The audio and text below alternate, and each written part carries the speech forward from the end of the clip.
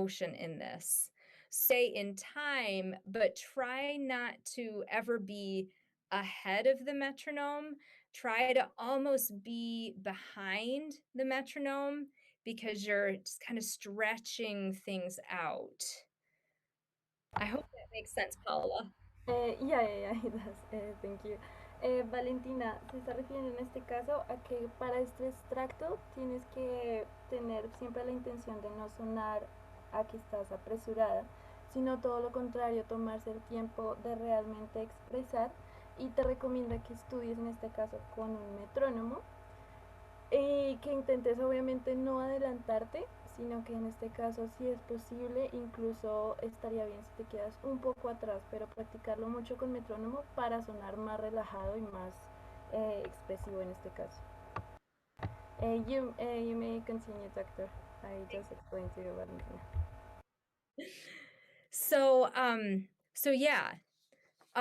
So that's what I wanted to say about that one. Why don't we go on? Are you going to do the Beethoven next?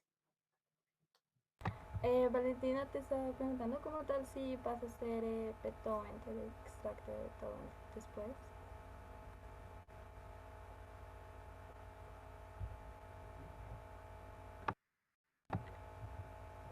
Yeah. Dime, Valentina.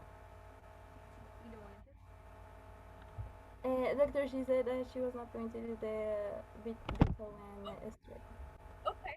So, Yeah. just have her go on to whichever one she wants to do next. Ok. Valentina, entonces puedes seguir con el que pues quieras tocar, no hay problema. Okay. Um, Okay, just gonna look for it.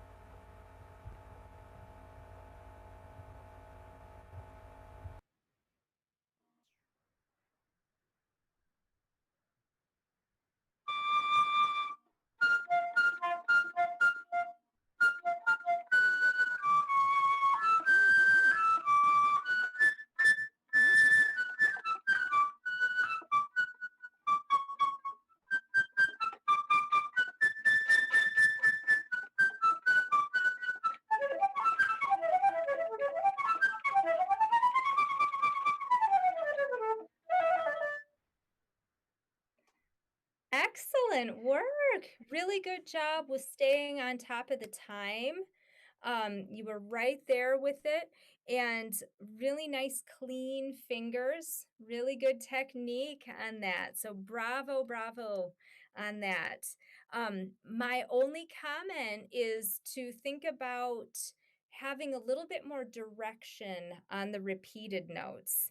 Um, making sure, and maybe that's something that's lost in because of Zoom, because of the technology, but really, as much as possible, when you have those repeated notes, really think about where they're going in the phrase and really direct it there. So Paula, if you could translate that to her. Yeah, sure. Valentina, en este caso la maestra te felicita que está muy bien, muy buen trabajo como tal en el tempo, que como tal los dedos están también súper claros, muy limpios, pero que en cuanto a las notas repetidas del extracto, siempre tienes que pensar en la dirección de esas notas, de hacia dónde van, para que pues tengan un sentido como más importante como tal. Pero que muy bien. You may continue, doctor. Thank you. All right. So what I would like you to do is I'd like you to play just at the beginning, the first two, three, four, five, the first six measures. And I just want you to think about, especially on these notes here. Whoop. And then be very soft on that F sharp. So a lot of direction on the repeated Fs, but then really soft on the F sharp. So if you could translate and then have her play that. Yeah, first, so, Valentina, la doctora te pide que por favor toques el inicio, los primeros 6 compases, Piensa en las notas, en la dirección de las notas repetidas y en la dirección de esas notas hacia el fa sostenido, listo, que lo toques en este caso de una forma suave, sí, como que no sea tensionado.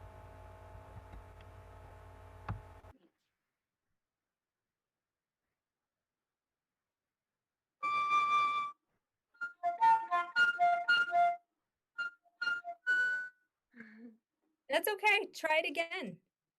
Ah, sí, otra vez, Valentina, tranquila.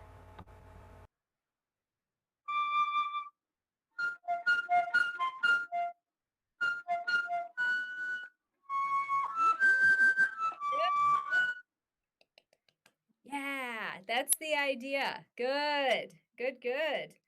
All right, that's all I wanted to say about that one. Sí, esa era como todo lo que te tenía que corregir respecto a ese extracto, que esa es la idea, siempre constantemente pensar en la dirección de las notas repetidas hacia el fa sostenido, que no suena tensionado. Okay, it's okay. Go, Valentina. It's okay. I think Valentina is going to play another one.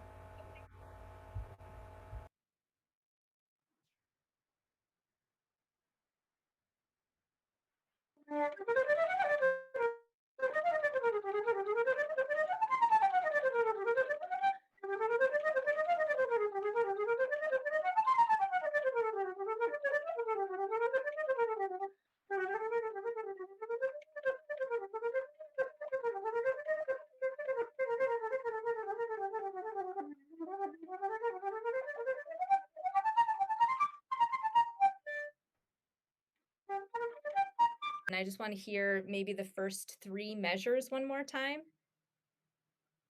Okay, so I'm gonna translate. Valentina, la maestra te felicita, dice que tiene muy buena energía como tal el extracto. Al final el manejo del aire está súper bien, pero que por problemas de Zoom le gustaría escuchar de nuevo más o menos los primeros 3 compases.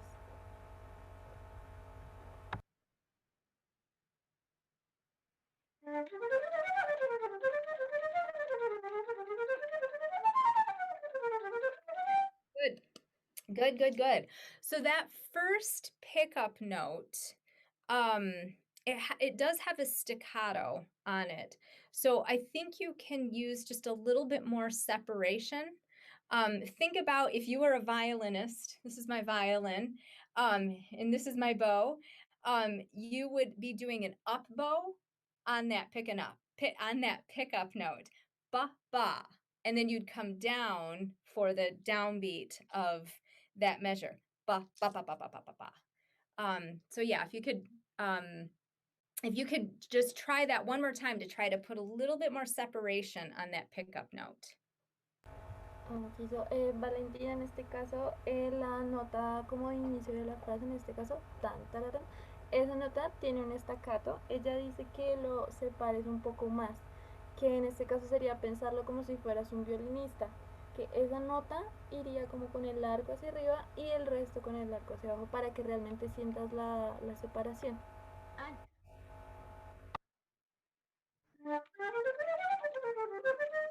Yeah. Now just be sure that it's in time, that it's, that you get the sense of that tempo in your mind, in your body, really feel that tempo.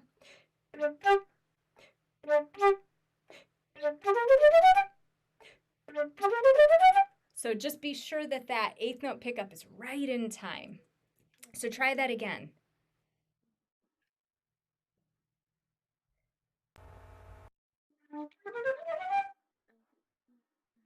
Do it again.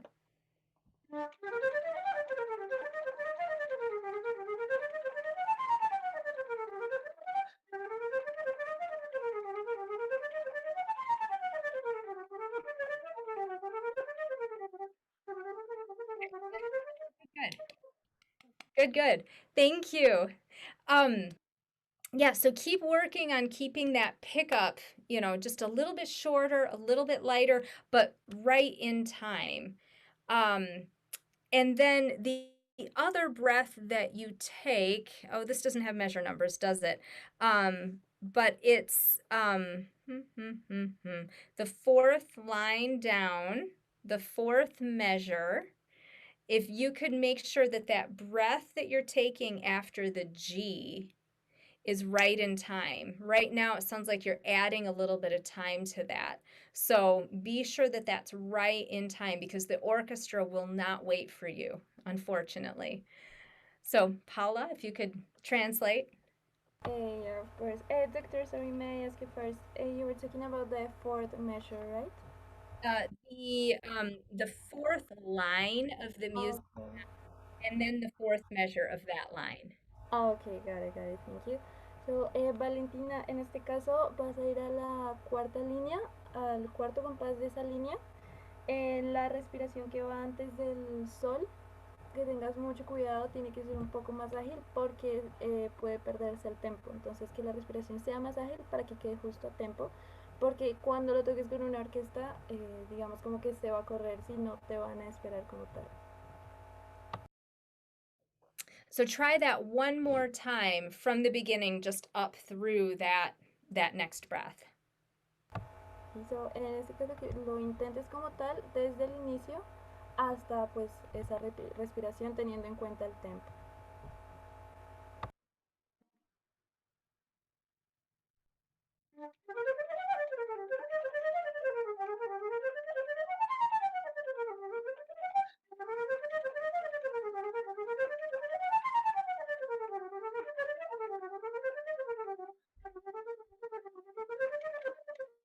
Good. Excellent. Nice job. Really great job on the time that time.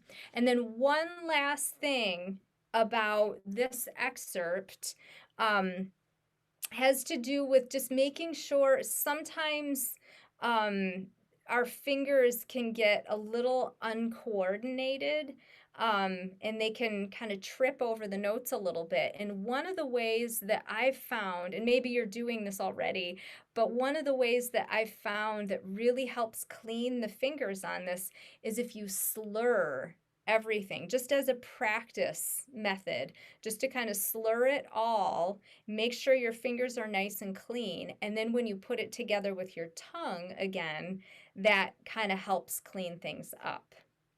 So, Paula, if you could translate. Sure. Valentina, una última cosa. En general, primero, muy bien con el tempo, ya recuerda mucho mejor. Y segundo, que en este caso lo que puede pasar con este extracto es que la doctora nota que muchas veces los dedos pueden llegar a ser un poco descoordinados, entre comillas, tropezar un poco. Entonces, para practicar, en este caso ya recomiendo practicar las frases primero todo ligado.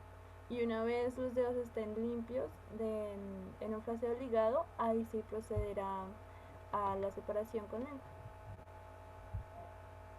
All right, let's go on to the next one then. 5 minutos. What was that? 5 minutes. So I think this is the last one. Okay.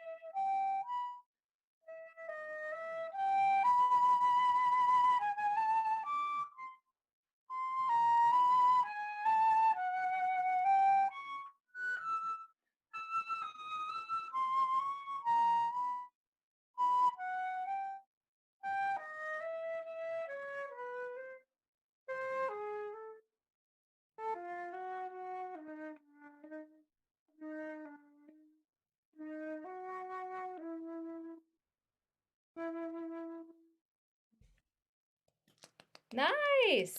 Really nice job on this one. Oh, Jesus, you've started screen sharing. um, Is there something you want us to see? Oh, Sorry, excellent. sorry. Just for the if you I'm gonna try to do whatever you are saying in Uh-huh. here to make for the people who are watching the transmission Sure. a application. All right. Very cool. Okay. Um, okay, Valentina, really, really good work on this. Um, it's Zoom is I'm sure not beautiful sound. And one thing that I want you to do with your beautiful sound is really think about these opening notes that you play starting on that high E, like we talked about with Diego today. You want to make sure that your lips are really set with that, and you want to place that note so that it's as soft and pure as possible. And then all of the notes after that, you want them to just really sound like they're floating, but not effortful. You don't want to feel like you're working too hard on those notes. You want those to sound very easy. And then you have this big diminuendo after that. So I want to encourage you to think about, you know, how you're going to um, how you're going to really let these notes float and then get even softer as it leads into the main solo. So why don't you try that opening just one more time? To translate, Valentina, la actora te acaba de decir que estás haciendo un muy buen trabajo con este extracto como tal. Sí hay problemas como de zoom, pero que tienes un sonido muy, muy bonito. Que es importante que pienses en el inicio, en la nota de apertura, en este caso el mi, que tus labios ya tienen que estar preparados para que la nota como tal pueda sonar bastante suave, como una nota muy pura, porque para que el resto, lo que prosigue, pueda tener como más fluidez, que las notas se sienta como que si estás flotando, pero teniendo en cuenta que después tienes que hacer un diminuendo, entonces siempre pensar como esa dirección de notas flotando hacia un diminuendo, como de una forma muy suave y pura. Y ya quiere como que lo intentes. El diminuendo es porque después vas a ir a la parte principal del gran solo, entonces es para el contraste y que por favor intentes tocar en este caso de nuevo, teniendo en cuenta esas observaciones.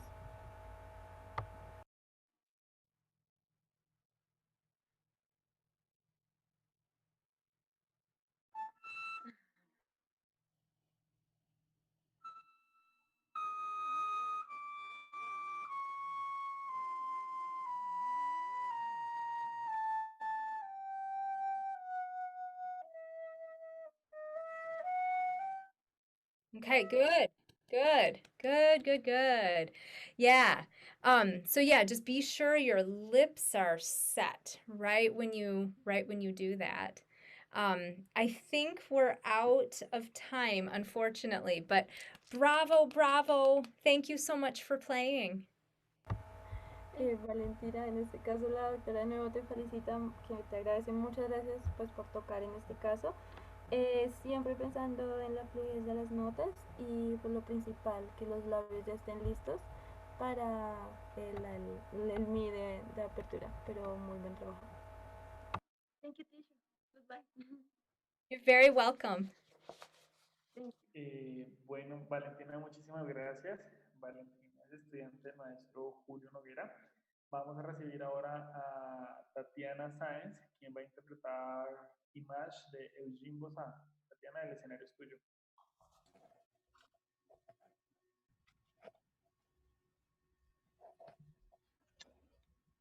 Doctor, I'm going to translate for Tatiana in this time, okay? All right, thank you. Hello, Dr. Miller. Hello. I'm going to play Image from ASAB.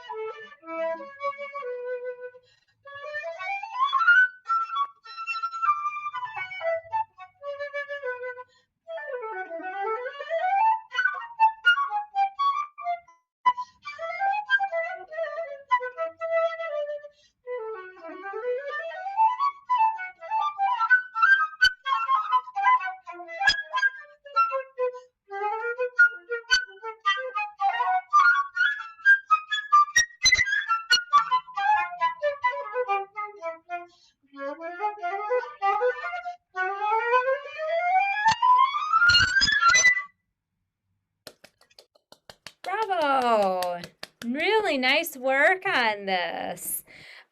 Really excellent job making it sound like you're improvising it, which is exactly what BOTSA asks us to do, is to really make it sound very improvisatory.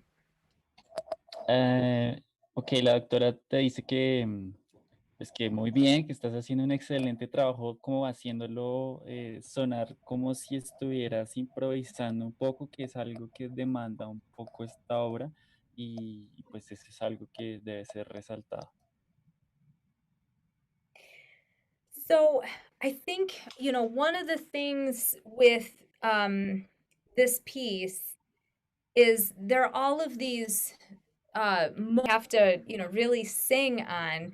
And sometimes when we get to those moments, our our air capacity can be kind of depleted, or we're running out of air. And I'm wondering how you feel your air supply is whenever you get to these big arrival moments. Okay, doctor, with the what was that? The first thing you said, Um, the sweet, what was the that? sweeping This okay, that is like the end of the phrases, the climax of yeah, some phrases. yeah, like when there are big arrival points. Okay, thank you. Yeah. Tati, entonces,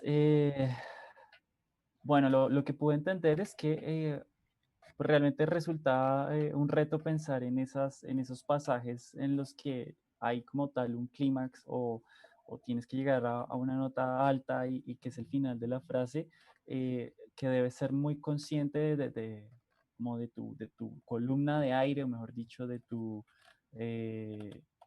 no sé,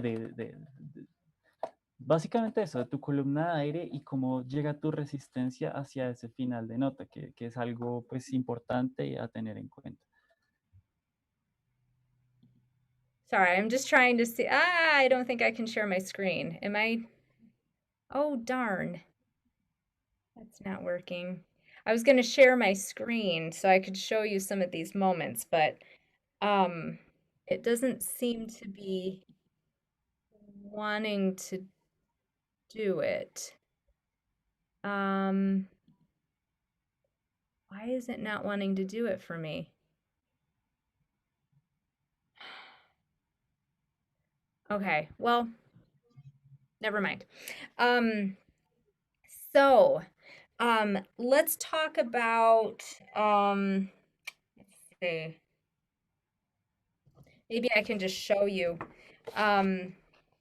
Let's talk about this moment right here as the first one. So towards the bottom of the first page, up to that high A flat.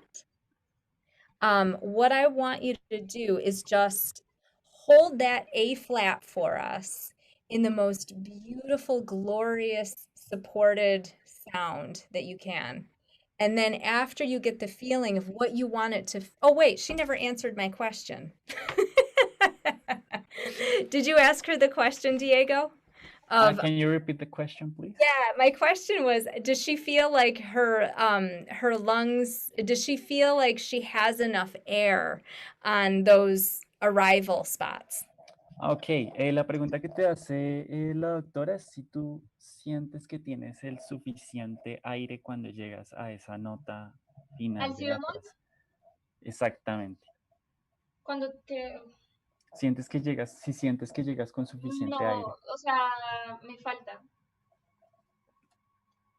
Me queda faltando un poco de aire, o sea, como que siempre me cuesta durar toda la nota. Tatiana lacks like a little of breathing or of air at that moment. Yeah. Okay. Yeah, that's what it was kind of seeming like, you're getting to these moments and um it's not as glorious as I feel like you're capable of doing. So I want to see if we can take a look at And I don't translate. What was that? Could you repeat the indications so I can help Tatiana with your indications? Yeah. So what I'm wanting her to do is to think about how she's breathing, where her air is going, how relaxed she is in her belly when she goes to breathe. Um, Specifically right before that moment, you know, that I was showing you here. I'm wondering, if she's getting enough air there.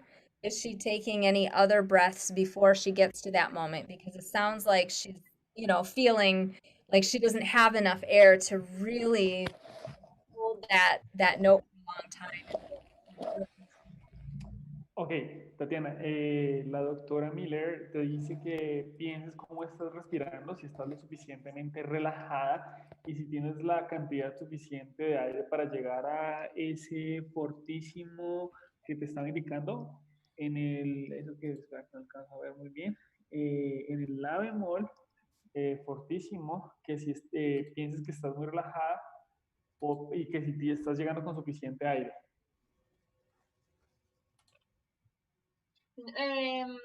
No, o sea, llego con aire, pero no con el suficiente para durar toda la nota. Okay, she's saying that she can play the note, but not with enough air to spend the whole duration of the note. Tati, puedes tocar ese fragmento hasta que llegas a la nota más alta para que la doctora vea cómo está tu respiración en ese momento. ¿Dónde empieza la respiración? Sí. La frase.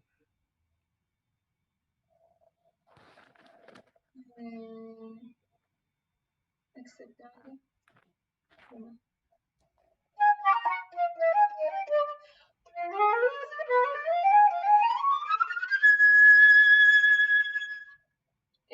Hasta ahí. how did that feel that time? ¿Cómo te sentiste en este momento haciendo eso? En este momento me sentí más cómoda, pero pues como cuando estoy tocando la obra vengo desde antes, o sea, como que siento que no respiro lo suficiente, o sea, no sé si me Okay. entiendes. Doctor, Tatiana says that she feels comfortable right now. She feels relaxed, but the thing is that she has already been playing the previous part of the uh, excuse me a little. Excuse me. Okay. So as she has been playing the previous part of the piece, she feels like carrying like previous stress or previous lack of relaxation for breathing. I don't know if you Yeah, understand what I mean. that makes total sense. When we're playing the entire piece of music, there's a buildup of tension. And I think she's, really recognizing that, it's one thing to just play that one little passage and feel good about your breathing, but then to, play the whole thing with the buildup of tension in your body, it's harder to breathe. So here's what I would recommend doing. This is a really good exercise, and I really hope that I can express it to you all because it's a really good exercise for removing tension from your body while you play. So, Diego, if you could just kind of set that up for everyone, because I'm going to show them Okay. exercise that they can do. Ok, entonces la maestra sí reconoce obviamente que una cosa es tocar solamente una parte y otra es toda la pieza entera que obviamente tienes que pues saber aplicar la respiración para toda la cosa.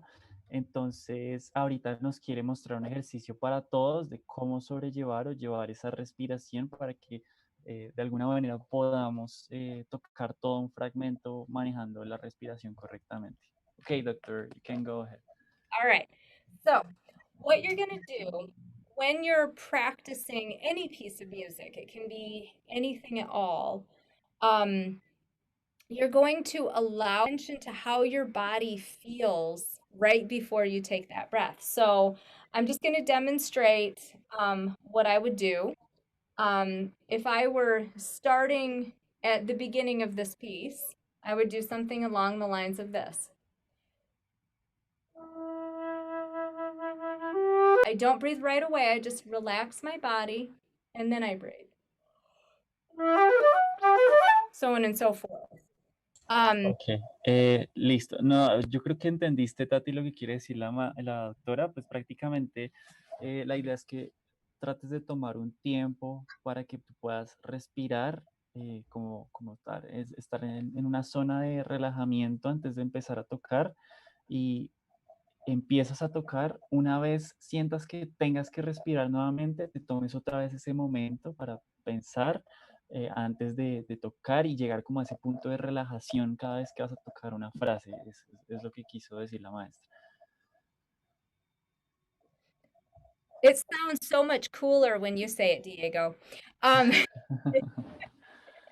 Okay, so what I would like you to do, Tatiana, is do that little exercise for us. You know, every time you need to breathe, you know, play a little phrase, and then when you come to a breath mark, stop, relax, breathe, and then continue.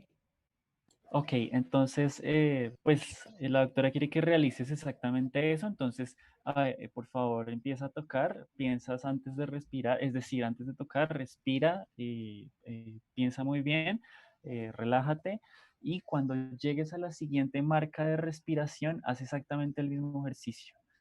Es eso. 5 minutes.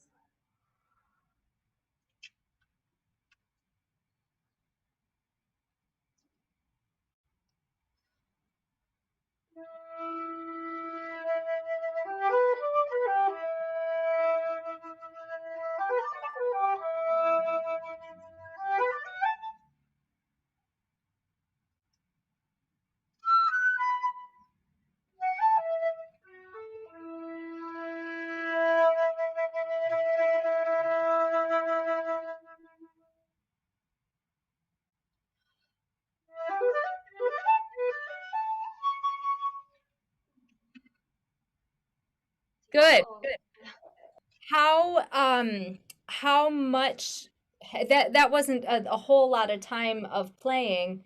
Actually, could you play a little bit longer? Start on the Allegro ma non troppo and keep going for a little while, continuing to do this exercise of relaxing your body and then breathing and continuing to play, just because when it gets more technical, that's when a lot of that tension starts to come into our bodies. So go just a little bit further on so you can do this exercise a little bit longer. Ok, Tati, entonces, por favor, empieza a tocar desde el Allegro ma non troppo, haciendo exactamente el mismo ejercicio, que trates de ser muy consciente en la relajación, en obtener esa relajación antes de cada frase, ya que ella dice que en las partes, obviamente, que se vuelven más complicadas técnicamente, pues son las partes en las que tú más vas acumulando estrés. Entonces, trata de que sea lo contrario, que tú vayas tranquila pasando por cada frase y pensando muy bien antes de tocar, respirando conscientemente y tratando de mantener esa relajación y que vayas un poco más lejos desde ese pasaje.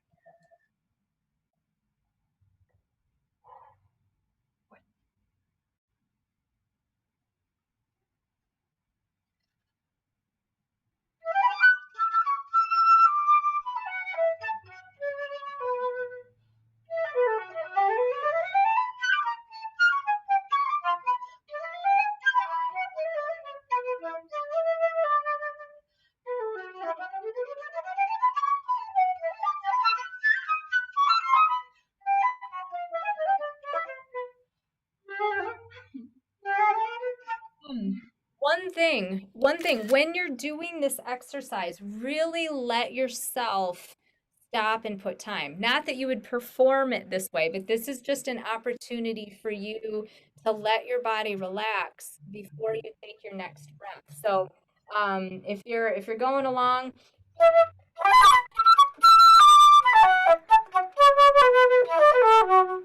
stop, relax,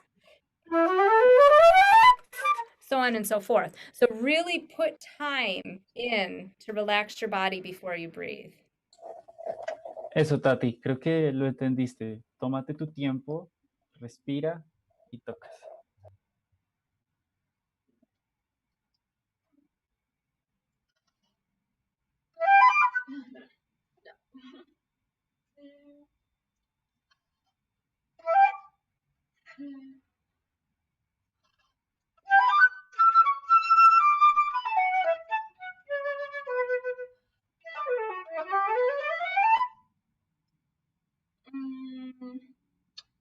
Oye, Diego, es que tengo una duda respecto a la respiración, porque yo estoy respirando, es que no tiene, Sí, ¿quieres dime qué compás o...? en el 1, 2, 3, en el tercer compás del allegro manotropo, más no en el cuarto. Okay, Doctor, Tatiana is asking like how she should like breathe on the measure 3 after the Allegro manotropo because she has doubts with that breathing. It right now it doesn't matter like where she's breathing. It's more about just paying attention to her body. And Okay. before she takes wherever she breathes, before she takes her next breath, just to stop and pause and relax the body and then take the breath. It's just exercise. Ok, Tati, entonces la doctora pues en este momento no quiere que te preocupes por dónde respirar exactamente, sino que simplemente usa las respiraciones que tienes y pues aprovecha el ejercicio que te estaba proponiendo, que es de detenerte y tocar, tratando de mantener ese estado de relajación, que te tomes tu tiempo y demás, lo que ya hablamos. Bueno, para todos nuestros espectadores, lo que está diciendo es que en este tercer compás del allegro manotropo, y siempre que encontremos una respiración, una marca de respiración como K, o como, bueno, en adelante vamos a tener mucho más, lo que vas a hacer es tocar la frase, a parar inmediatamente, volver a respirar e iniciar con la siguiente frase. Lo que ella quiere es que estés totalmente relajada siempre que vayas a iniciar una nueva frase. Entonces, que pares cada vez que encuentres una respiración tal.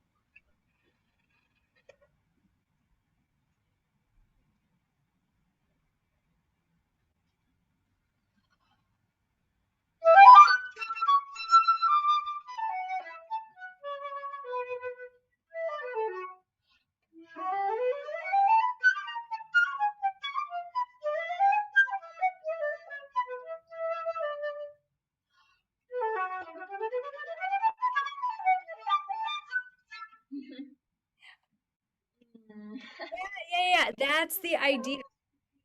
When you do this exercise, when you go through this, what you're doing is you're training your body to stay relaxed. Once you go back to not stopping before you breathe, you're letting your body feels what it needs to feel like before it breathes. Um, if we're always approaching that breath with a lot of muscle tension, that's what our body remembers. So you have to practice that relaxed feeling before you breathe in order to really ingrain that feeling.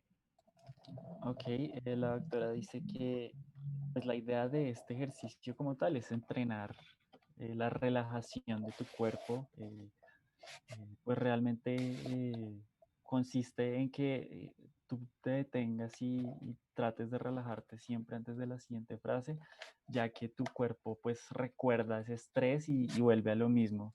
Entonces, simplemente se trata de eso, de un entrenamiento para tu cuerpo estar relajada antes de seguir en la siguiente marca de respiración. Esa es la idea. And how much sense does that make? ¿Qué tanto sentido tiene eso para ti cómo lo sientes tú? Eso es lo que pregunta la doctora. No, o sea, para mí realmente es como, o sea, me hizo caer en cuenta mucho de como de esa tensión que manejo antes de los pasajes que son como un poco más complicados.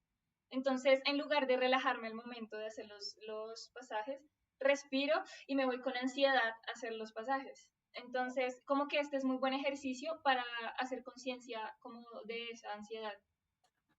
Okay, doctor, Tatiana says that she thinks it's a really good exercise because it made her realize that, in fact, she was like putting a lot of tension and a lot of anxiety before playing, and like you are making us trying to do the opposite, and because the the, the tendency that we have is that we're going always so tense before playing a phrase, and she acknowledged that.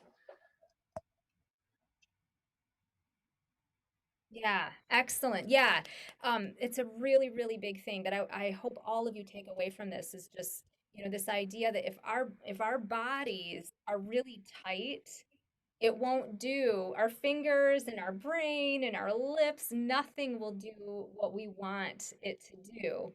But if we approach it from a more relaxed place and practice um, feeling relaxed while we play, things will start to happen for us a little bit more naturally.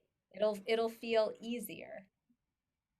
Ok, entonces si trabajas, Tati, en hacer exactamente lo contrario, empezar a estar más relajada, obviamente eso te va a servir muchísimo y eso obviamente te va a proporcionar más estabilidad. Lo tengamos todos en cuenta. All right. Muchas gracias. You are so welcome. Bravo, bravo. All right, who's next? Bueno, entonces recibamos ahora a Claudia Garzón, estudiante del maestro Julio Noguera, quien va a interpretar la flauta de pan. Claudia, el escenario es tuyo.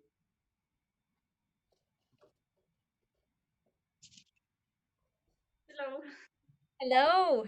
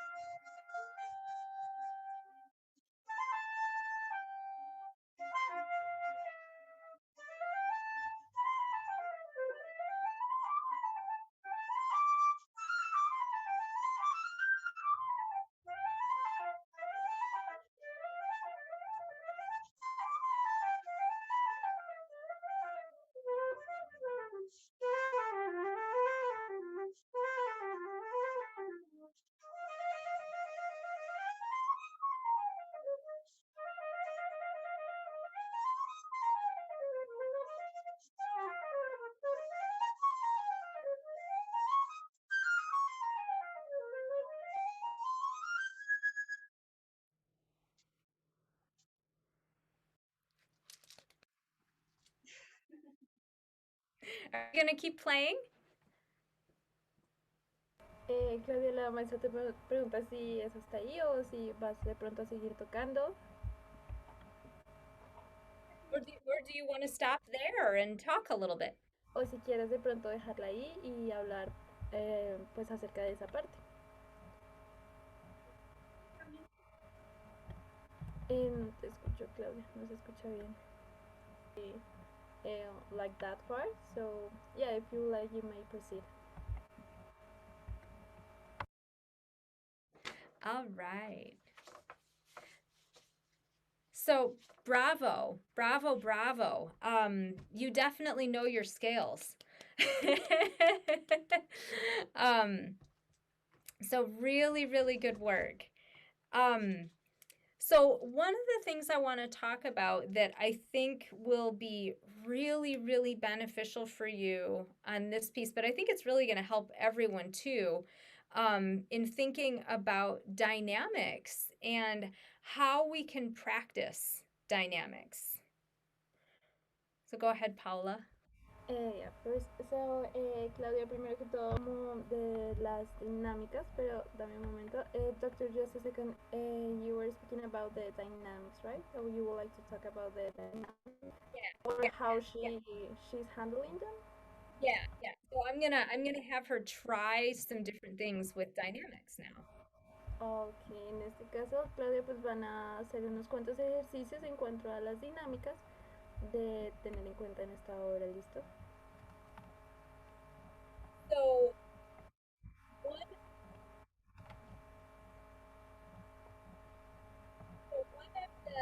of the things that we can practice in terms of dynamics is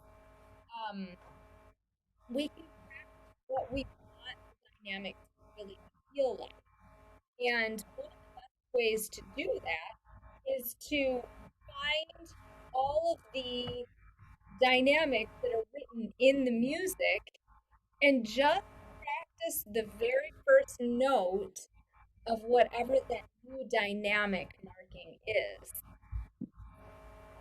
Ok, Claudia, en este caso tienes que primero tener en cuenta cómo quieres que se sienta esa dinámica que pues quieres que se sienta, y segundo, lo que quiere hacer la maestra es que encuentres las dinámicas, todas las dinámicas de la obra, y tener en cuenta la primera nota de acuerdo a la dinámica, ¿listo? Cada vez que pues digamos si hay un piano, la primera nota empezando en piano, digamos que sea un mi, para tenerlo en cuenta. And you may continue, doctor. I was just explaining. So I'm going to have you start at the very beginning, and I'm just going to have you play the first two notes. And I want you to really focus on making those first two notes as soft as you possibly can. So just play just the first two notes and see how soft and delicate you can make those notes. Ok, so, Claudia, la doctora quiere que por favor te concentres en el inicio, vas a tocar las primeras dos notas, y quiere que realmente te concentres en la suavidad, ya que deben ser notas muy suaves y delicadas, solo las primeras dos notas.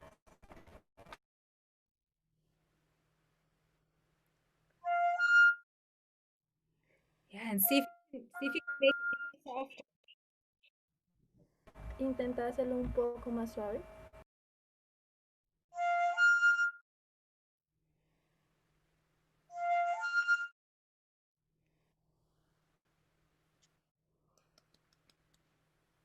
Good. Okay, so now let's go to the next dynamic marking, which is a mezzo forte. So just find that mezzo forte after your piano dynamic and play just the first two notes there, but make sure that you know what mezzo forte is going to be for you. And then you can compare it to the first two notes.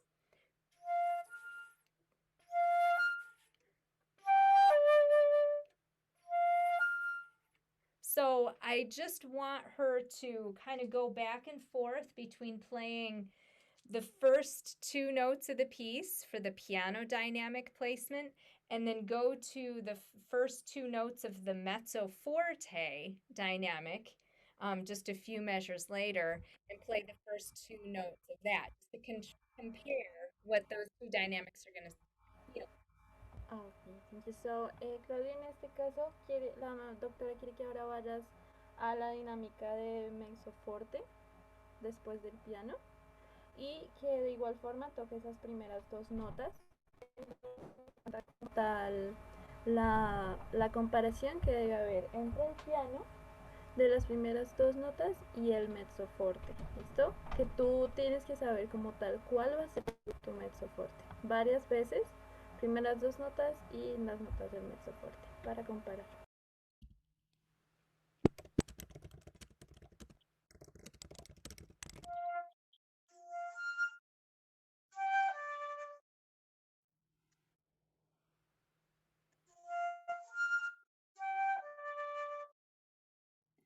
Good. Now, do you feel like that is as big of a contrast as you want it to be? You know, in other words, is your soft as you can make it? And is your mezzo forte enough louder that it really seems like a mezzo forte to you? Aquí hizo Claudia, en este caso la maestra te pregunta si sientes el contraste, si sientes que ese piano es realmente el piano o el más piano que puedes tocar, y si ese mezzo forte que tocaste de las dos notas también es lo suficientemente fuerte para ser el mezzo forte.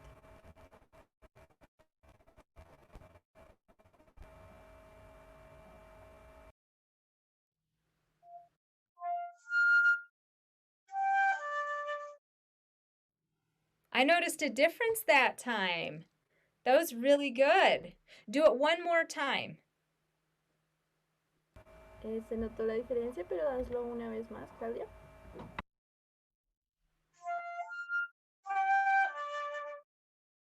Excellent. Now we're going to do just a couple more spots before I have you play through this opening and really put all of that into practice.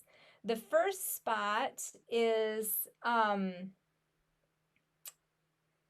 let's see. Yeah, let's do these hairpin dynamics. I'm going to have you start. I wish I could share my screen. I'm sorry, Jesus. It just isn't working. If you want, can you try it now? I talk with the production team. I think we are. Yes. Let me see if I can do that. Whoops. That was not what I needed to do. Whoop. Come back to me. There we go.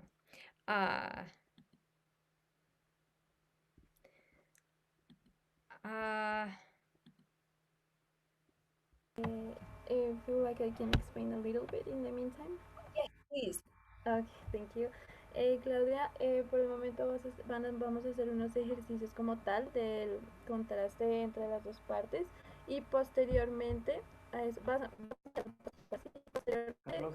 tocar desde el inicio para teniendo en cuenta los contrastes y las dinámicas.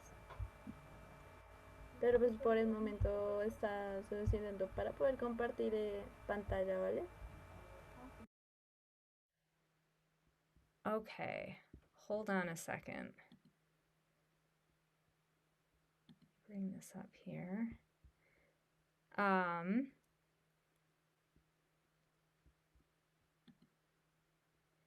Okay, so let me see if this works. Okay, it says that I am now sharing. So, can you see what I'm seeing? Except now this is Boza, and that's not what I want. Let's see. All right, so we want...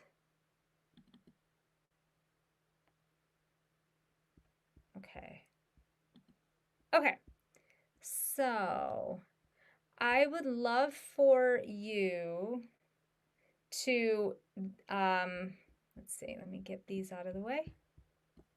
Okay, right here, if you can see where I'm circling, can you see that? I'd like you to tell me what dynamic do you want that G to be right there at the start of this measure? Ok, so, Claudia, la parte en la que la doctora estaba señalando, te pregunta qué dinámica crees que es o qué dinámica quieres que se sienta en esa primera nota, ese sol del tresillo.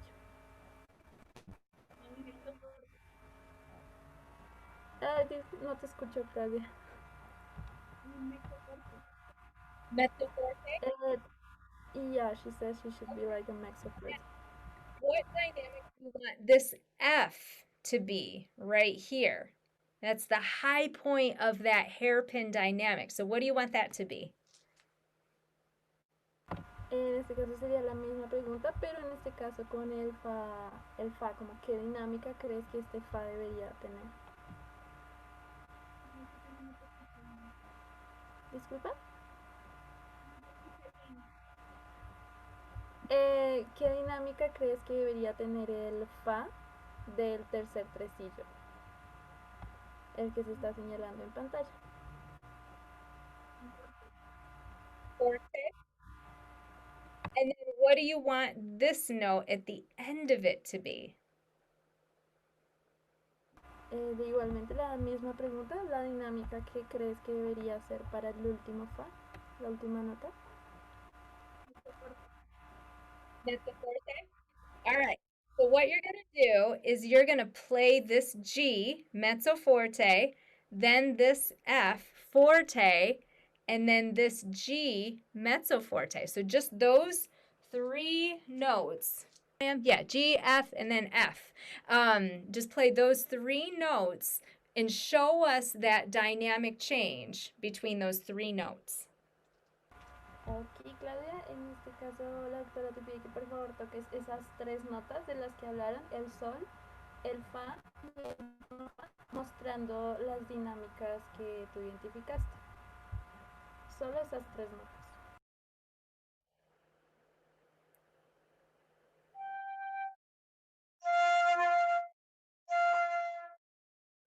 Good, good, good, good. Okay, so now let's do this. Just on that measure, I'm going to have you play that, but really make sure that these three notes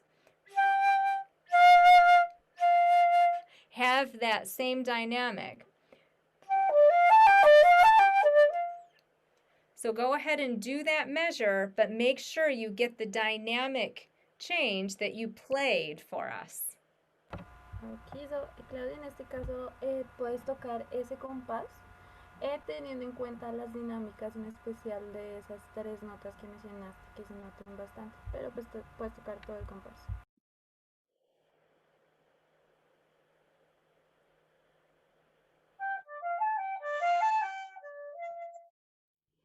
Nice job. Okay. I'd like you to do the same thing for these three notes here in this measure. That note, the E, and then the D, and then actually I'm going to have you do the downbeat here because we have a piano right there. So you need to take this dynamic right here down to a piano. So where would you like to start your dynamic on this note? Ok, Claudia, el mismo ejercicio, en este caso vas a llevar pues a conducir la frase hasta el fa del piano. ¿Qué crees que inicia inicialmente? Piano. You want to start piano there? And then what would you like this D to be? La misma pregunta para el re. Mezzo Forte. Mezzo Forte. And then this one's going to be piano again. So let's hear piano, Mezzo Forte, and then piano.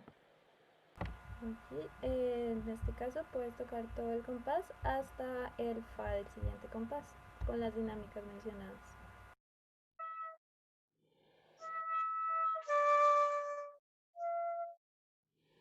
Do it one more time. Una vez más.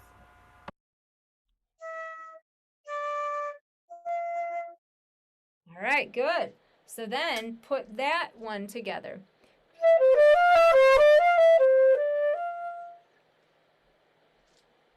Y ahora puedes unir esas notas como tal y tocar todo el compás hasta el fa.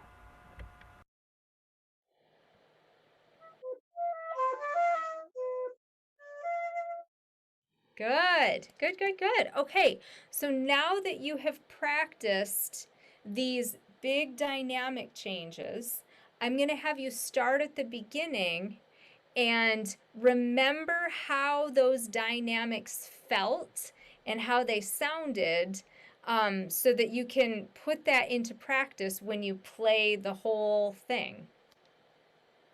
Ok, so, Claudia, en este caso vas a tocar desde el inicio de la obra, recordando en este caso los cambios de dinámica y cómo los sentiste, ¿listo? Teniendo en cuenta pues todo lo que se trabajó. Okay.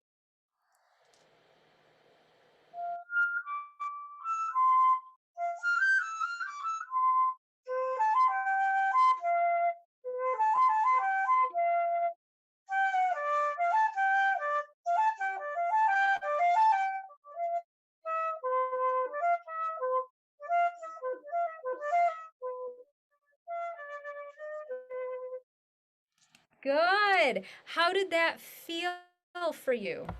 Claudia, ¿cómo te sentiste? ¿Cómo se sintió ese cambio?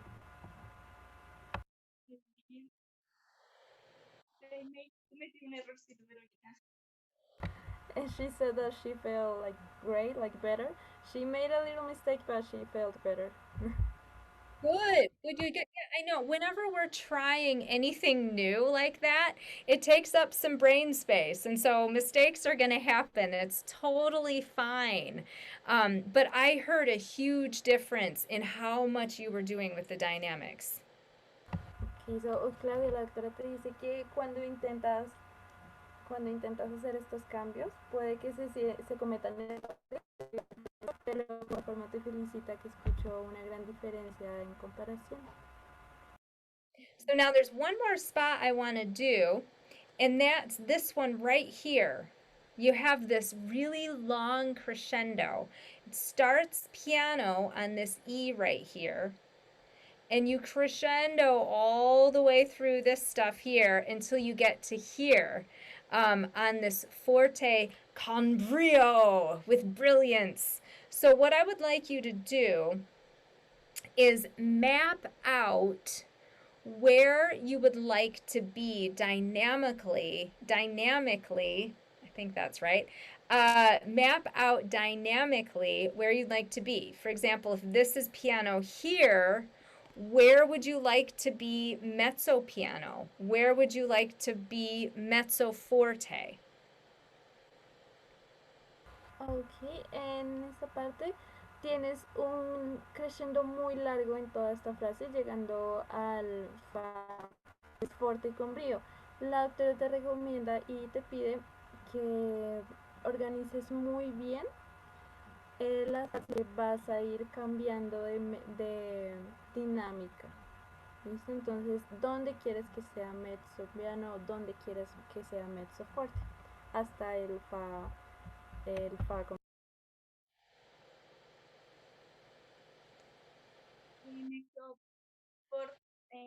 Mezzo Forte en el re. So she's saying that the mezzo forte should be around the D. This one right here? Or Yeah, that one. She's saying that that should be the mezzo forte. where is mezzo piano gonna be? And the mezzo piano, ¿en dónde lo pondrías? She's saying that she would put it in the G. ¿Como un compás antes, Claudia? El compás antes. Yeah, that one, doctor. Okay. All right. So I'm just going to challenge you a little bit because it looks like you're going to be mezzo forte for 2 measures before you get to the forte. Are you sure that's what you want to do? So, la doctora en este caso te pregunta si estás segura que quieres iniciar el mezzo forte en el re, porque estarías en la dinámica de mezzo forte con compases completos. No, sería en el natural. So she thinks now that maybe it could work in the E, the next measure So for the mezzo forte.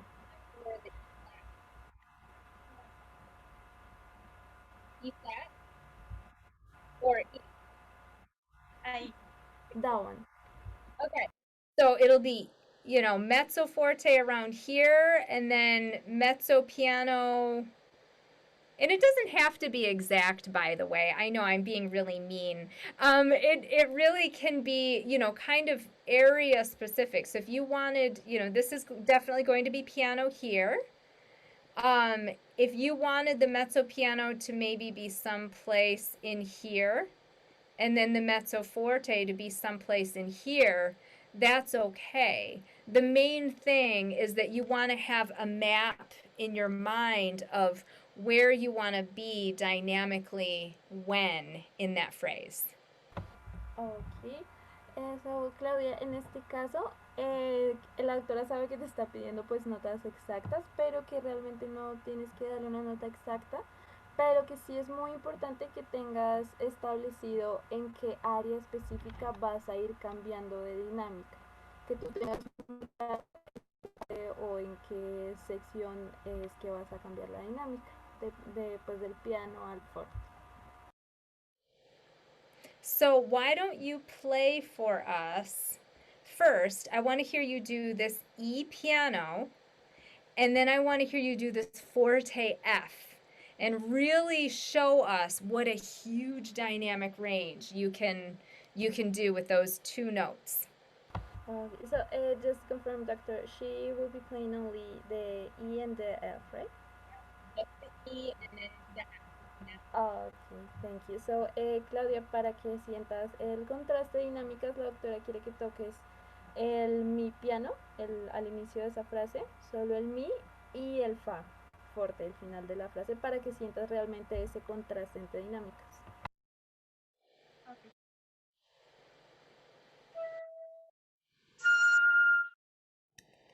Nice. Okay, do it one more time and memorize the different feeling for each of those notes. Ok, quiero que lo hagas una vez más, realmente memorizando como tal la sensación de cada de esas dos notas.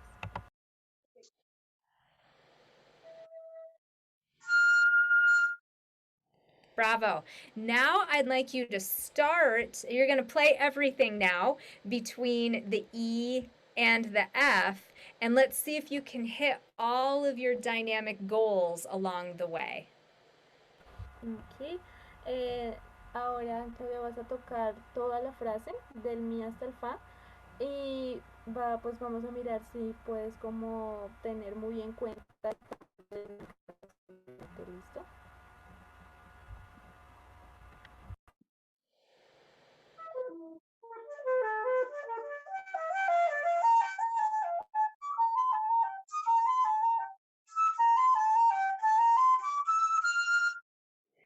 How did you do? Did you feel like you felt your piano E and your forte F like you did when you just played them on their own?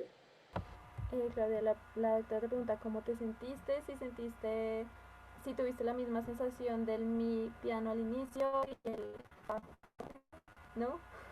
No. So do it again, and this time really try to make sure you get that piano versus forte. Ok, vale, entonces hazlo de nuevo, tratando de tener esa sensación del contraste del mi y el fa. And thank you for your honesty. Gracias por tu honestidad.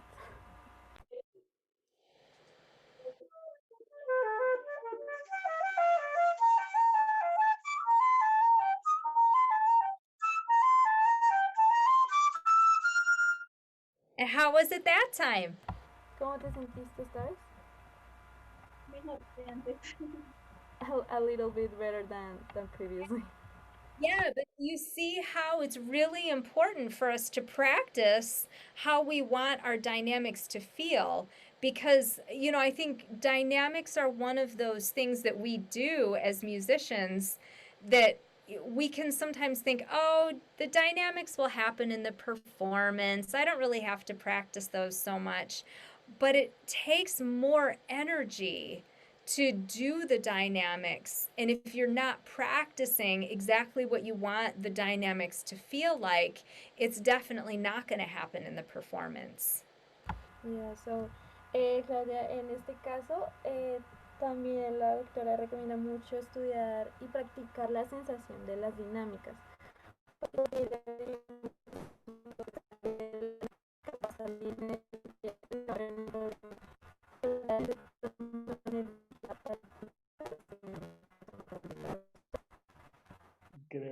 teniendo un poco de problemas con Pau.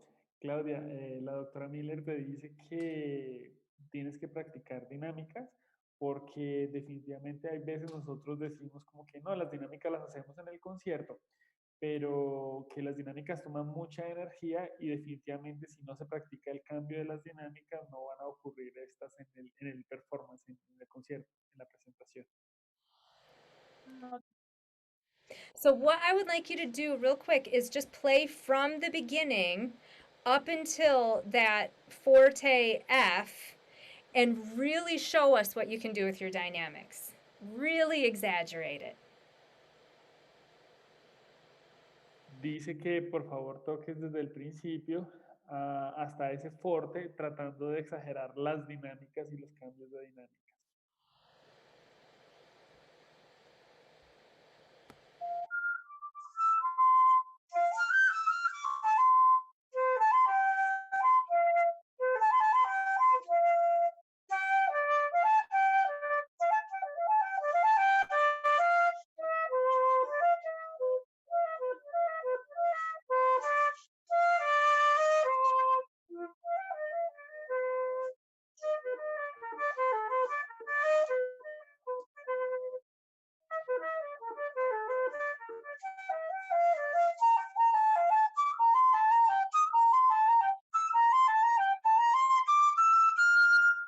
Good. How did you do? ¿Cómo te sentiste esta vez, Claudia? Mejor, pero me confundí en donde era piano y hice como Mezzo Forte. She said that better, but she got confused with a Mezzo Forte and a piano in some spot. Yeah, yeah. So yeah, I want to encourage you to take some time to find all of the dynamic spots. You know, any big dynamic change, and practice those, and then put it all together. Make sure you are hearing yourself reach your dynamic goals, and you're also feeling yourself reach those dynamic goals. Ok, Claudia dice que te invita a que realmente te pongas a escoger y a practicar las secciones de los pianos para que tengas control de ellos. Entonces, esa es como la invitación que te hace la doctora Miller. I think we have to finish to get with the next one. Yes. And, que Claudia, entonces que esa es la invitación y que bravo. Nice job. Thank you. Gracias. Que muy buen trabajo. Ok, vamos entonces ahora a recibir a... recibamos a Víctor Cruz, que va a interpretar balada y danza de los silfos.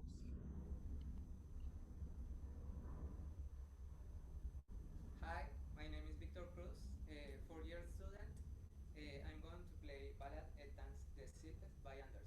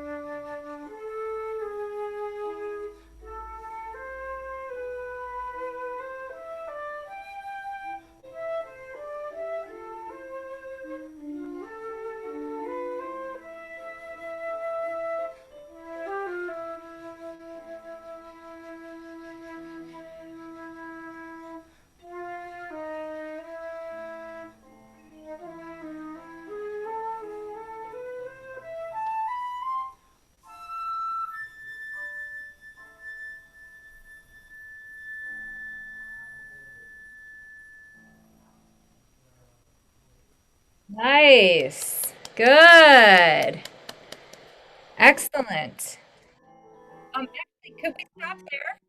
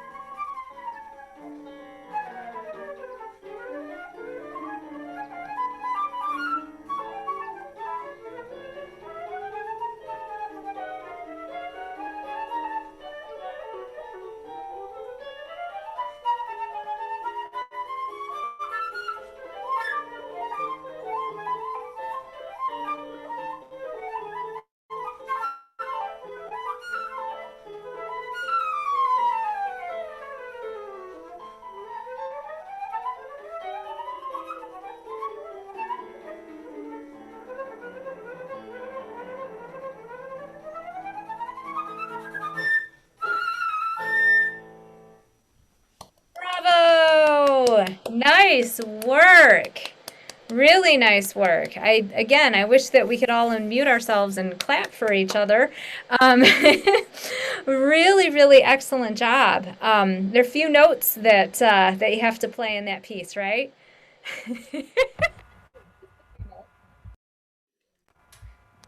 Sorry, can you repeat, please? What was that?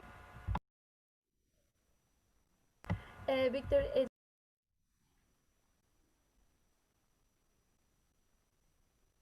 Whoops. la doctora dice que es una obra bastante pesada, que son demasiadas notas, pero muy buen trabajo. Gracias, thanks. All right. So, what I would like to talk about with you, I think I want to talk about. Well, let me ask you this: how do you feel when you're playing in your high register? Uh, is hard, a little hard. Maybe I feel like attention, but in general, not like this or here, you know, in general. Yeah, yeah, like you're doing a big workout, like right here. Do you feel like it's like a pressure or a constriction? Uh, in the shoulders, maybe like Yeah. Okay.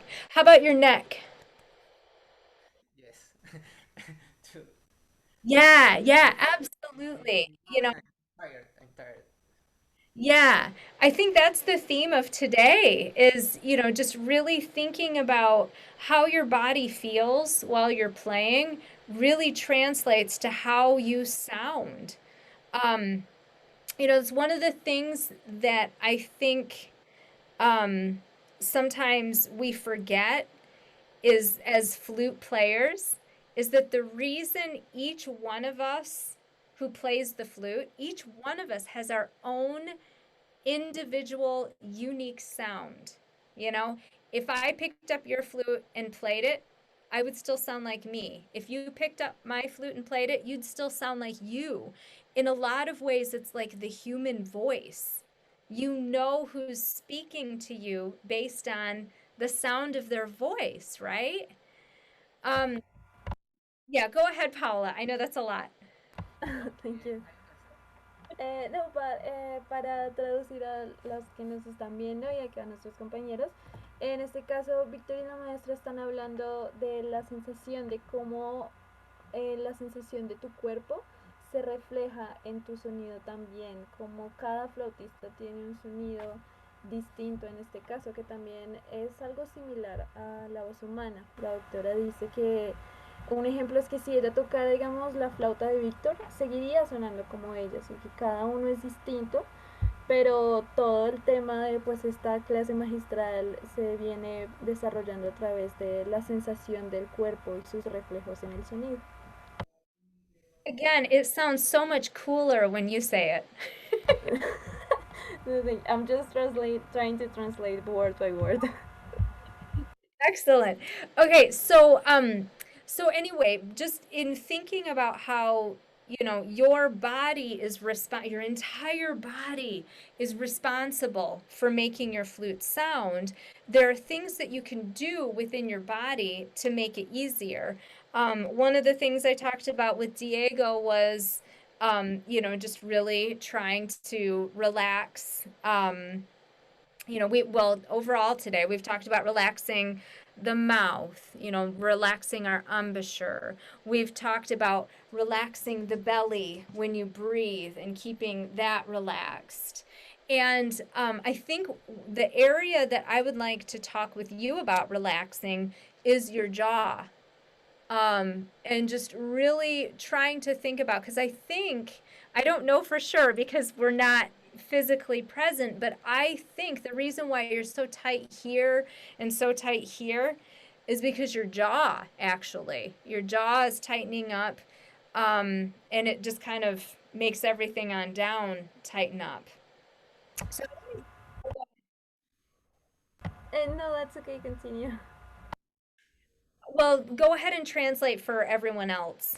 Ok, so en este caso estamos hablando de la tensión que la doctora ve en Víctor como tal, se encuentra como tal en la mandíbula y cómo esto puede ir afectando el cuello, los hombros, que la tensión va bajando y pues que todo el cuerpo influye como tal en el sonido del flautista. So, what I want to have you do is think about yawning, actually. You know, just taking a nice, just a nice big yawn. Feels good, doesn't it? That actually can be a really good way to start a performance, you know, maybe backstage when you're getting ready to play. Just take a few, like make yourself yawn a few times or just take a few deep belly breaths because that's a really good reminder to your body to just relax and get calm and centered in yourself before you play. Ok, so en este caso con Víctor se hizo el ejercicio de relajación a través de la mandíbula. Entonces la doctora aconseja si tenemos un concierto, previo a esto bostezar algunas veces y también respirar profundo desde la parte del diafragma para recordar como esa relajación muscular antes de tocar. So, what I want you to do, we're going to deal with that yawn again. But this time, what I want you to do is don't yawn completely. And actually, I want to find a spot in here. Yeah, why don't we take this G? It's a nice high yawn feeling. And what it's doing is it's lifting everything, you know, in your upper mouth. It's lifting everything up and it's making your tongue go low. So you're going to get that yawn feeling, but don't let yourself yawn completely. And I just want you to have that pre-yawn feeling when you play. Just hold that G, but keep that pre-yawn feeling.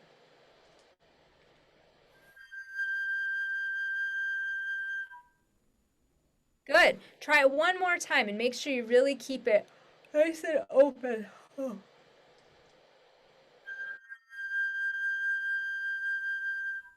Yeah, how does that feel? Very good. Better. Good. Now let's add to that what I was talking about with Diego supporting. Was it Diego or was it someone else? Now I don't remember. Yeah, it was with Diego. Yeah, get that pre-yawn feeling and support. Feel the resistance in your belly as you kind of sigh the air out, but keep that yawn feeling.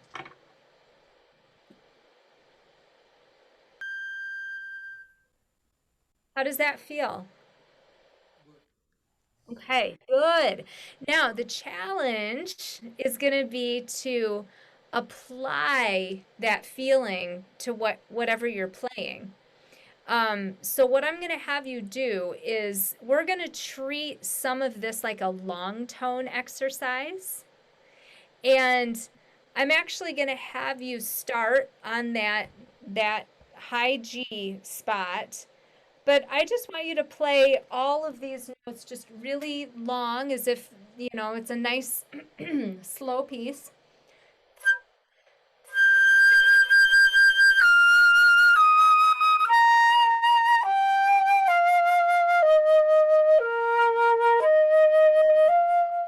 And obviously you can breathe wherever you need to.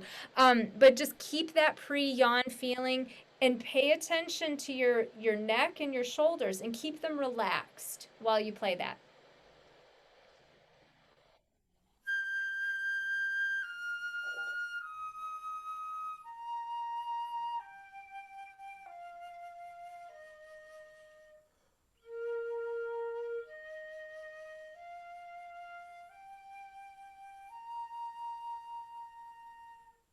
Good. Paula, would you make sure everybody knows what I'm having him do right now?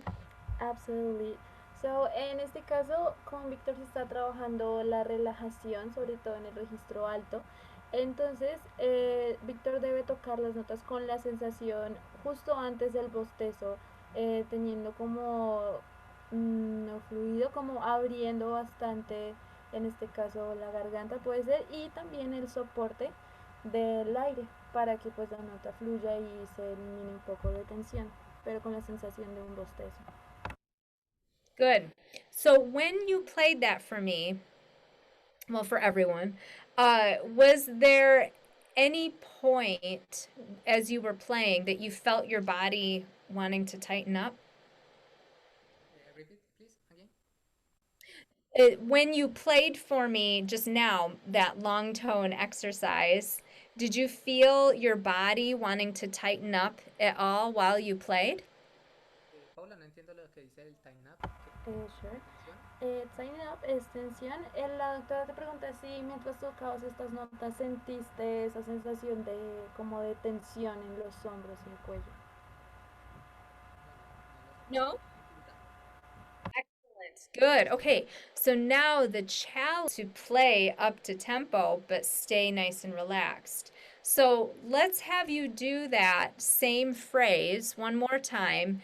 Not up to tempo yet, but a little bit faster than you did just before.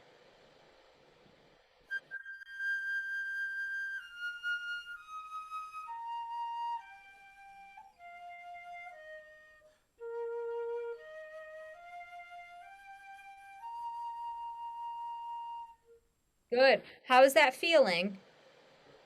Still good? Okay. Let's go a little bit faster than that.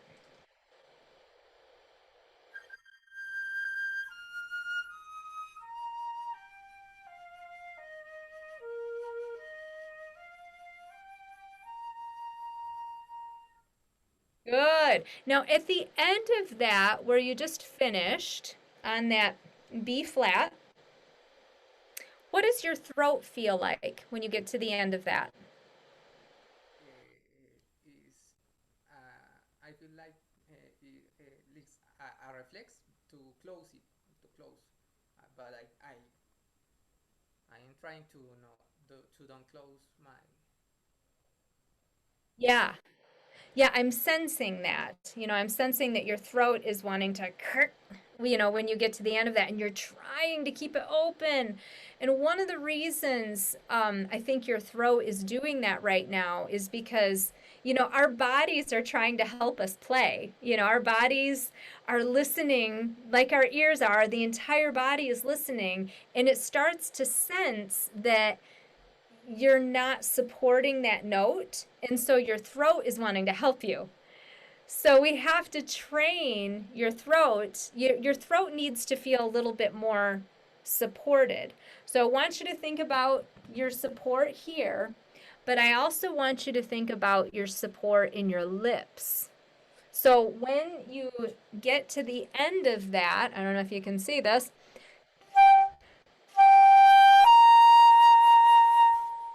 put your attention on your support, but also make sure your lips are continuing to support that sound all the way through.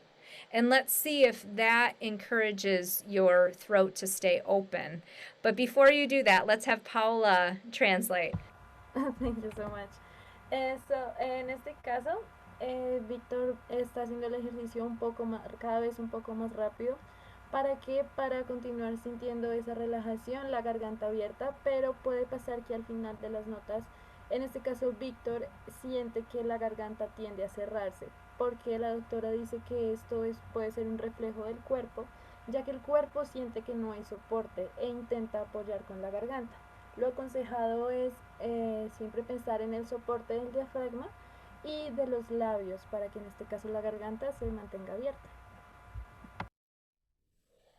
So go right ahead and why don't you just do the G to the B flat on that measure right there, measure 30.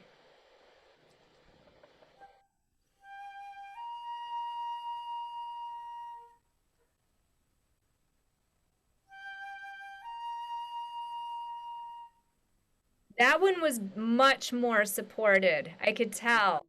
I reflect in this moment. No. Yeah. Yeah. So try it again and let's try this because we need to give your throat a little bit more confidence. So what I want you to do is, and just stop it. Don't worry about, tapering it off. Just stop it when it's nice and open. And make sure to, well, do that again.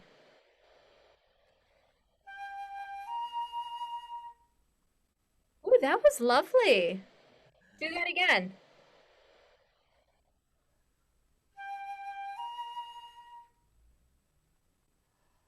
Now it sounds like your throat. Yeah. How does your throat feel? Open and with confidence. Good, good, good, good. So it might just be a matter of that, finding all of those moments in the music where it's getting softer and you have to taper those endings. Find all of those spots and, just make sure your throat stays nice and open on you and that your lips are doing what they need to do and you keep that support. Paula, would you translate? Absolutely. En este caso, la doctora pues, Victoria terminó el ejercicio, lo hizo muy bien, teniendo en cuenta la apertura de la garganta siempre y el soporte.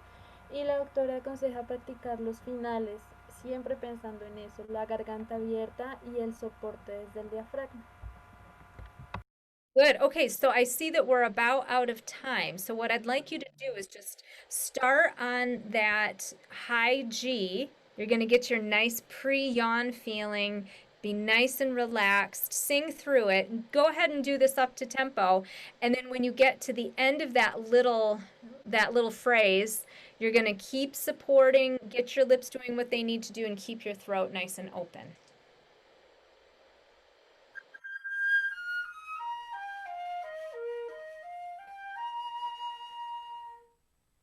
Good. That's exactly what you want it to be. I mean, you want it to feel easy. One of the biggest compliments I've ever gotten when I've played is that, people will come up and say, "You make it look so easy." And in a lot of ways, that's because a lot of the work that I've done, a lot of my practice is all around how can I make this easier? How can I make this feel easier to play? And when it feels easy, it sounds like it's easy. So that might be something to think about in everything that you play. Okay. En este caso, para explicar la sensación y la relajación del cuerpo, sobre todo de la garganta y el soporte del diafragma, ayuda a que se pueda sentir más fácil. Y de esta forma, si se siente más fácil, va a sonar más fácil y más relajado. All right. Thank you so much. Okay, so thank you so much, Victor. Would you like to say anything to the doctor? Nice to meet you. See you later. Really good to meet you too. Okay, doctor, thank you so much for that. And next, we're going to continue with Paula, another one of Dr. Jesus students. So, Paula Andrea, si me puedes escuchar, puedes proseguir tú. Sí.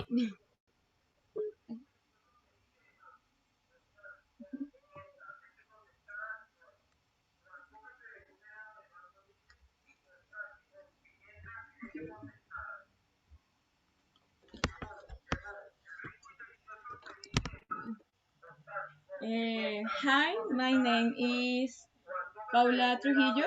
I am 17 years old. I will interpret concerto in D minor.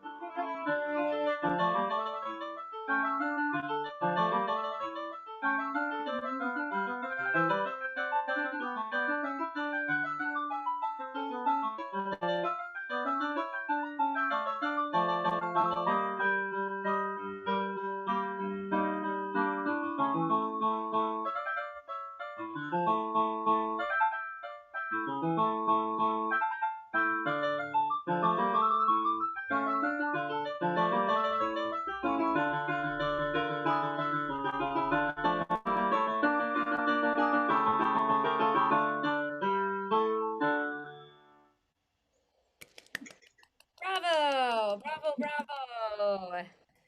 Yay, love hearing it with the accompaniment. It's so nice that we live in a technological era that we can make that happen. Paula, la doctora dice que es muy interesante poder escucharte con el acompañamiento, que realmente agradece poder vivir en la época de la tecnología porque pues el acompañamiento está muy bien también. Thank you. Yeah, really, really good work. There, you know, Bach, well, CPE Bach is one of those, it's the era of music where, on the one hand, it sounds so easy to play, you know, because it's a lot of scales and arpeggios. But in reality, when we're working on it as musicians, it's some of the hardest stuff to get really clean and really, really place all of our phrases and everything just so. So you're doing, such great work with this already. So just bravo. Aquí, Paula, estás haciendo un muy buen trabajo con la obra. La doctora explica que respecto a Bach es una de esas eras en las que parece que la música suena fácil y se siente fácil porque pues son muchas escalas, pero realmente es un tipo de música muy difícil porque es muy complicado tener los dedos, la digitación limpia, la musicalidad correcta, pero que estás haciendo un muy buen trabajo en general.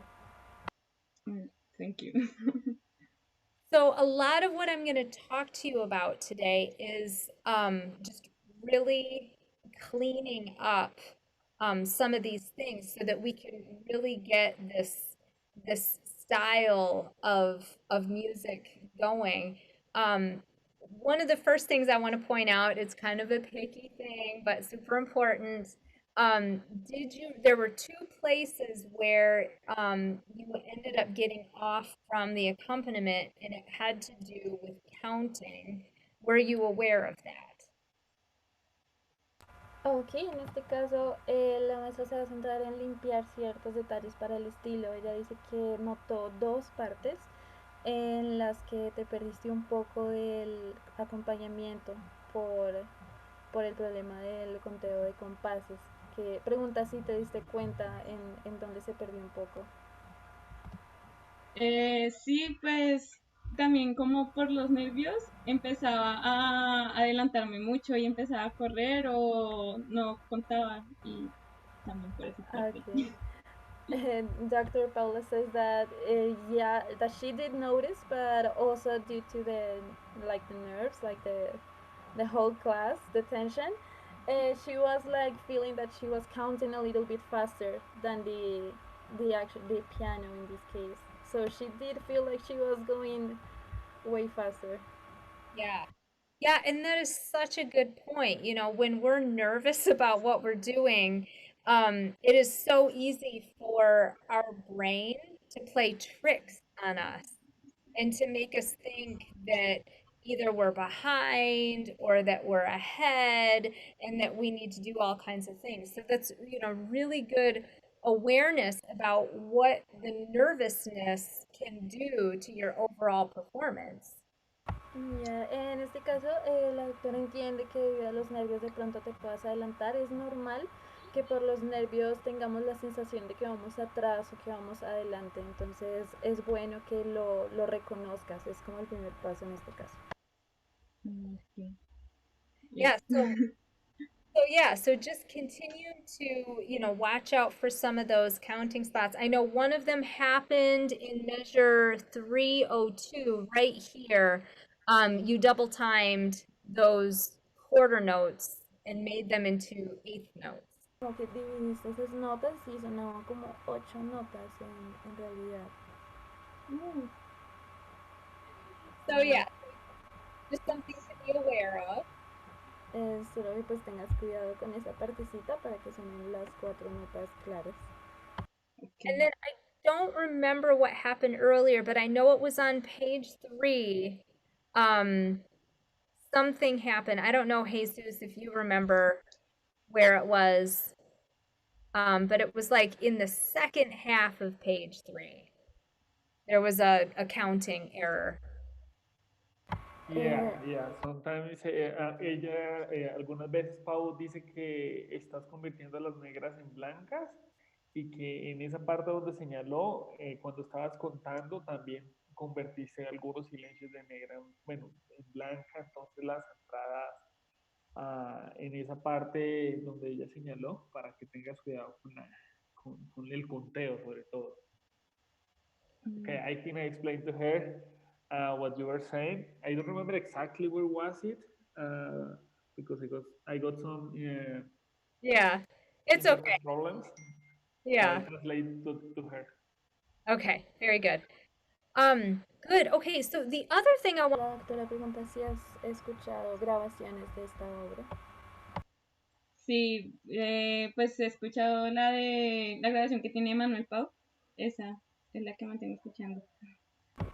She has, but she has listened the most to the recording of Emmanuel Pahut. Yeah. That's the one. Yeah. That's a really good one. And there are so many different recordings out there. But one of the things I would urge you to listen for in the recordings is how different flutists handle the trills, because they don't always play them like trills. Oftentimes they'll interpret trills as turns instead. So for example, on page 1, is that where I want to be?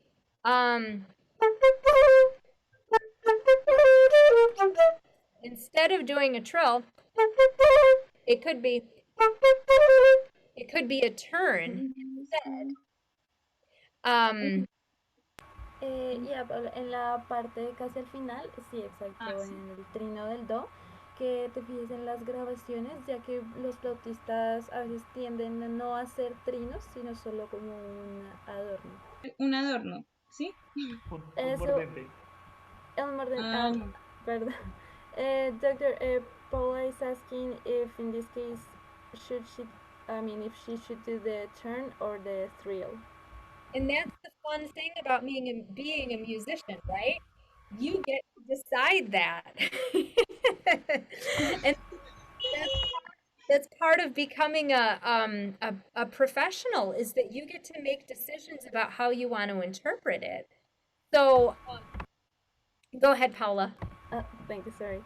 Pero en este caso la doctora dice que realmente es parte de ser el músico, tú realmente decides cómo interpretarlo, so es tu decisión en este caso. Okay. Yeah, so it's totally up to you, but I wanted to mention it because I noticed sometimes that the trills, not necessarily on that page, I think I need the second page. Sometimes your fingers sounded like they were tripping over the trills just a little bit, and sometimes yeah, right here on the second half of page 2, I notice in recordings a lot of musicians will do different ornaments right there that are a little bit easier to maneuver than just a trill back and forth. So it might be something to consider just to clean up the technique of those passages, to try out different ornaments during those fills. Yeah. Ok, la doctora está hablando en este caso de la segunda mitad de esta hoja, de la segunda. Hay que tener muy en cuenta la técnica que uses para los adornos, que los flautistas realmente en este caso pueden hacer como gran variedad de adornos, no necesariamente pues un trino, pero siempre teniendo en cuenta limpiarlos a través de la técnica.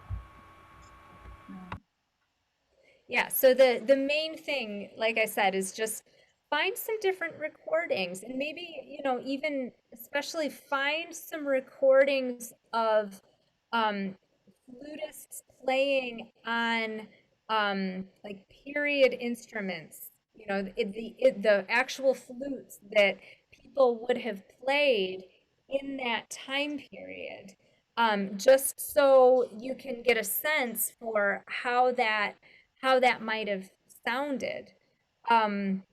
You know, this time period is, you know, very early classical, kind of bridging that late Baroque, early classical time period.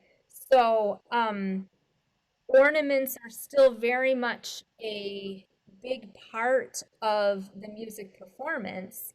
And so you want to listen to somebody who has studied that time period so that you can maybe incorporate more of the character that that era of music really needs to communicate. I hope that made sense, Paul. Yeah, absolutely. So in this, disculpa, Paula, en este caso, la doctora te aconseja que escuches grabaciones, si es posible también de flautistas que tengan instrumentos de la época, porque también como para tener la sensación de cómo debería sonar de acuerdo a la época. Y también teniendo en cuenta que los adornos son muy importantes, ya que esto es final del barroco, casi inicio del clasicismo, entonces tener muy en cuenta la importancia de los adornos y escuchar las grabaciones con instrumentos de la época. Ah, ok. Vale, sí. Yes. So, all right, I want to take a look at one stylistic thing. Well, okay, let me back up for just a second. The other thing that I want you to listen for in a variety of recordings is the articulation style of the flutist. And something I really want you to pay attention to is how the flutist is matching the string players when they're accompanying the flutist. So this figure, you know, from the very beginning,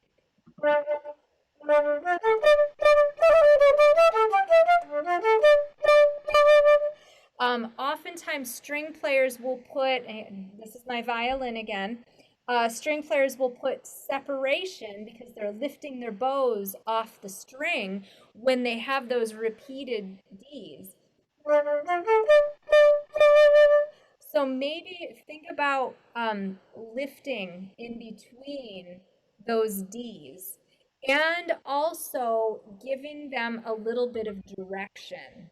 Ba, ba, ba, ba, ba, ba. So you're leading to that downbeat, but still putting a little bit of separation in between those notes.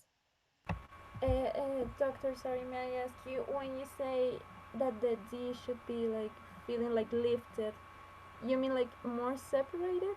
Yes. Okay, okay.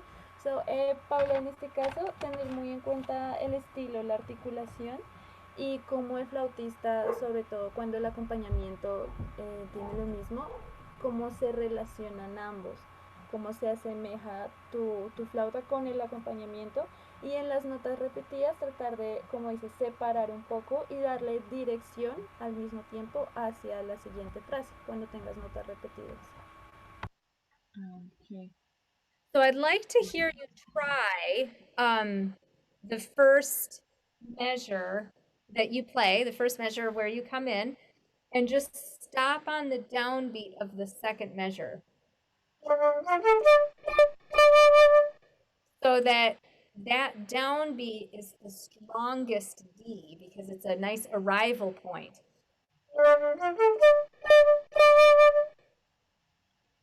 Ok, Paula, vas a tocar el primer compás.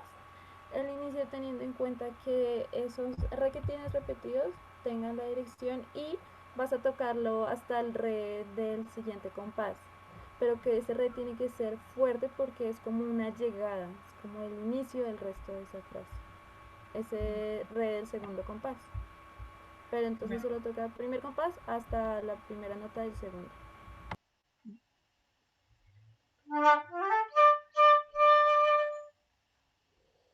Good. Try that again. Una vez más. Good, good, good, good. Now I'm hearing a little bit of something between the D and the F. I'll circle it here. No, is that what I'm hearing? No, I'm hearing it between the F and the A.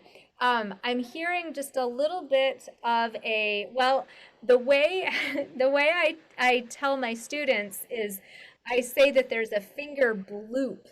That's a word that I made up. But that's kind of what it sounds like. Sometimes when our fingers aren't coordinated, when they're not, matching up with each other, what can happen is we can get a little extra note in there. And so you want to really, make sure that your ring finger and first finger are really well coordinated. Unless you're doing an ornament there, that could be. I don't know if she's planning on doing like a little ornament there. ¿Estás haciendo un adorno en esa parte? No. No. Okay. Then yeah, let's make sure that between the F and the A, her fingers are nice and clean. Ok, entonces solo asegurarte que entre el Fa y el La, tus dedos estén bien coordinados para que no suenen notas extra que pueden sonar. Also, Doctor, may I remind you, we have 5 minutes left. Okay, thank you. Paula, ¿puedes tocar?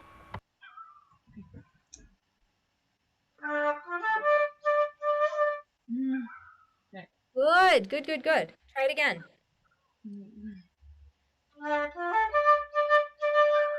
Good, and if you can, even a little bit more, think of it this way.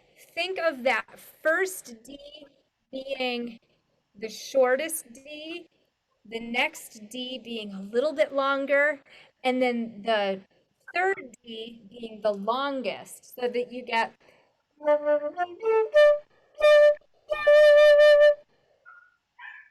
Ok, so, Pablo, en este caso pensar esos re que salen repetidos, cada vez, digamos, el primer re es más corto, el segundo un poco más largo y el tercero ya va a ser un re más largo para darle énfasis. Entonces, toco, ¿sí? Sí, dale, toca.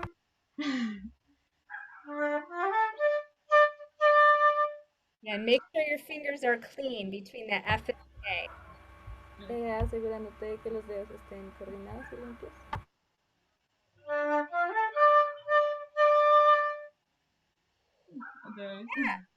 Yeah, that's the idea. So apply that idea to all of the times when you have that ba ba ba ba ba ba, because that happens a lot throughout this movement. Aquí la autora dice que esta intención se repite mucho en cuanto a las notas repetidas, entonces siempre tener en cuenta la dirección y pues teniendo en cuenta las notas cortas, un poco más larga y la nota que culmina más larga. Okay. Yeah. Yeah. And in terms of working on cleaning up your fingers so they don't have those finger bloops, something else that I said to someone else today, and I'm not remembering who now, I'm so sorry. Be sure that one thing that you can do to clean up your fingers is to practice everything slurred. So for example, I'm just going to show you from measure 68 a little bit. just slur it all and just really be aware of how clean my fingers are in between notes.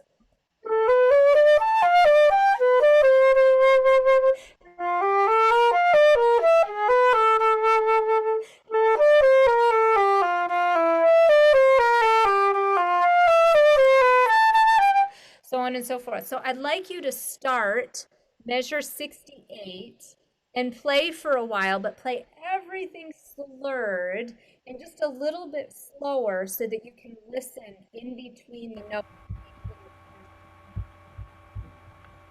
Ok, so, Paula, en este caso, tener muy en cuenta para limpiar y coordinar más los dedos, tocar las frases ligadas, lo mismo que... That's what you said to Valentina, doctor. Okay, thank It you. was Valentina, lo mismo que le dijo a Valentina, y hacerlo más despacio. Para el ejemplo, la maestra te pide que toques el compás 68, ligadas y pues un poco más despacio de lo normal.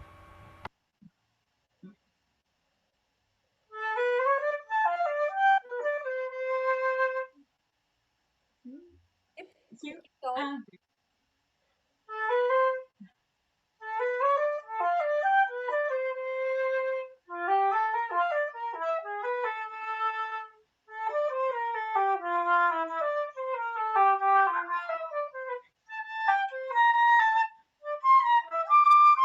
Good, good, good. Good. So now that you've slurred all of it, let's have you play it as it's written. So now do the typing, but make sure your fingers are still clean. Ok, ahora ya que lo has tocado ligado, lo vas a tocar como está.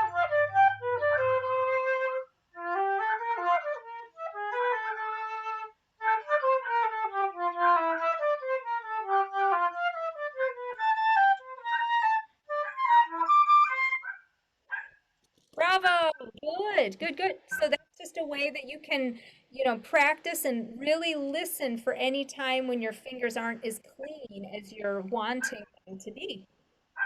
Ok, si la doctora te aconseja estudiar así las frases, con eso puedes escuchar cuando los dedos realmente no están coordinados. Siempre estudiarlo primero ligado. okay. Yes. Thank you.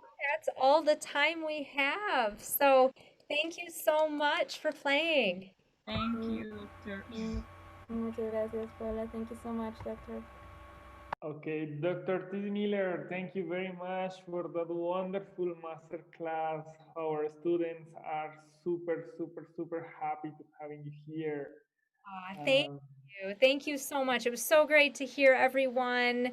And I'm just so happy that I could meet you all today virtually. So thank you so much. You are very welcome. It's an honor to having you here. We hope we can bring you to Colombia next year. Chicos, bueno, con esto damos para terminar nuestra sesión. Quisiera agradecer a Cáceres por ayudarnos con las grabaciones de piano para algunos de los estudiantes que tocaron hoy. Nos gustaría que porfa si pueden prender. So I am asking everybody who is online to get into the picture. Yay! So David is here, Omar, and Adina Karenina.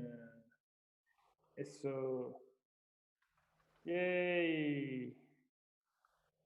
So please say Parangutirimiquaro. I'm kidding. Okay, thank you very much, Dr. Tess Miller. It was a wonderful master class.